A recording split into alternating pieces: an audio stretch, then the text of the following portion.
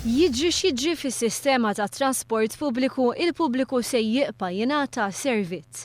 Id-diskussjonijiet bejn l-Arriva u l-Gvern Malti huma kordjali, però mhux esklus li l-Arriva tirtira s-servizz tagħha minn Malta. Dan ħareġ minn komunikazzjoni mal-mezzi tax-xandir li jagħmlu f'okkażjonijiet separati il-Prim Ministru Joseph Muscat u l-Ministru tat-Trasport u l-Infrastruttura Joe Mizzi.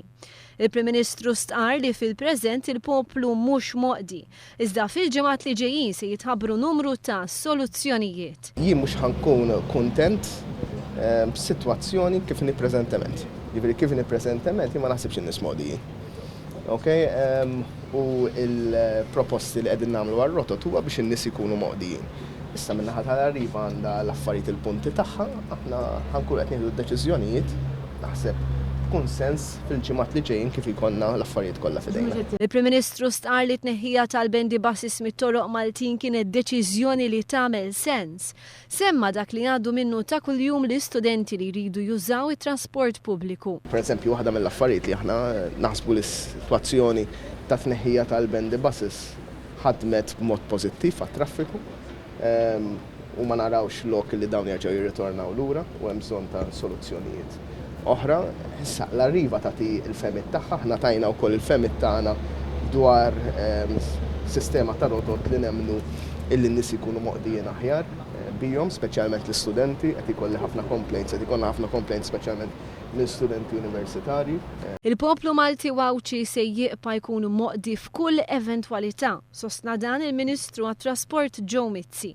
Li jiġi x'jiġri s-servizzi tibqa' dejjem ma stax ikun il-firenti daqqa tiġi ġurnata li ma jħoġġu ebda karozzi tal-linja ma stax nasu f'dik is-sitwazzjoni allura rajna li jiġri x'jiġri jridu nibqa' dejjin.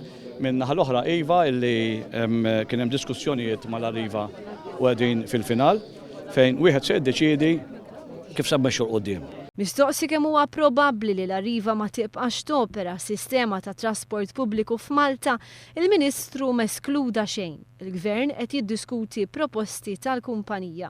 Kull possibilità hemm jistgħu jibqgħu, jistgħu jitilqu, ma l-kwestjoni hu jien hu li bħalissa qudiemna hemm proposta, li proposta tiġi analizzata u meta proposta min-naħa tagħhom ġifieri. Proposta min-naħa tagħhom kif tiġi analizzata u mbagħad aħna hemmhekk mmexxu quddiem. Il-Ministru fakkar li kemm meta wafqu jaħdmu l-bendi basis u kemm meta żdied it-traffiku, il-Gvern sab soluzzjonijiet u se jibqa' jaħdem biex is-servizz jibqa' dej.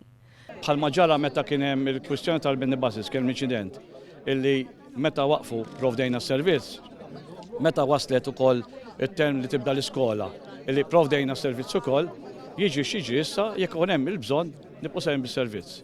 Ovvjament, mbagħad l-istadju l-oħra li ntejbu s-servizz mhux issa ma tiġi iktar qudiem, però fil-mument huwa l-importanti li s-servizz jibqa' dej.